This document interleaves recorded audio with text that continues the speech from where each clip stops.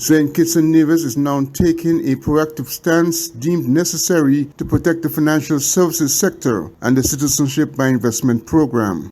Making comments in the context of pressure being applied by the European Union and the United States toward these programs in the Eastern Caribbean, Attorney General Garth Wilkins said the Federation had taken steps to ensure the country is intimately involved from an international perspective.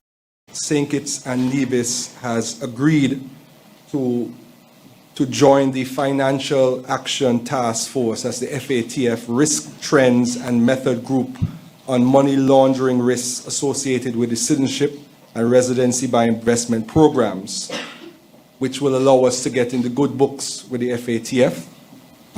The Caribbean FATF believes that, or told us that it was a good idea to do that because it will provide St. Kitts and Nevis the opportunity to directly explain how its program works and the AML, that's anti-money laundering measures that are in place. If there are gaps in our system, we will be alerted and based on discussions with the project team, and we will be able, probably most importantly, to make relevant input on the way forward in terms of what measures or mechanisms the FATF may propose to address the issue of money laundering and the citizenship by investment programs. So we are trying to start off in the good books of the international organizations that determine whether you're blacklisted or not. According to Minister of Foreign Affairs Dr. Denzel Douglas, the issue was raised in a recent meeting held between the European Union and Caribbean countries, at which the point was made that such programs and sectors were about economic sustainability and not about facilitating international criminal activity. We have to continue to emphasize every time that we are part of the international players who will help to police the international enterprises against money laundering and other international crimes.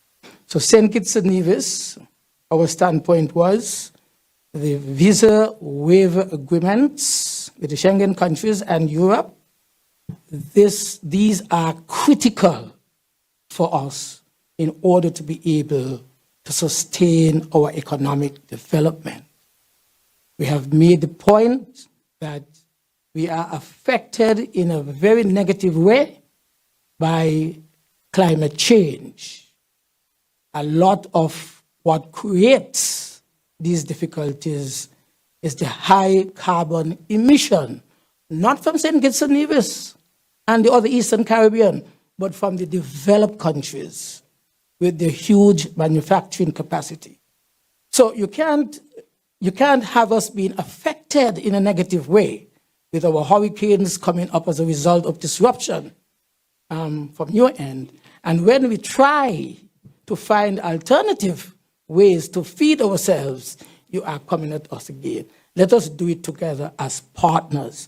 And so the AG is right. I think St. Kitts and Nevis has done the right thing in becoming part and parcel of any group that is going to continue to assess the risk and to develop the necessary strategies to protect ourselves from being used or abused by international players who may want to use our jurisdiction for criminal activities. Caribbean countries often have criticized the lopsided and punitive approaches undertaken by the European Union and the United States towards the small developing countries of the Eastern Caribbean. Glenn Bart reporting for SK Newsline.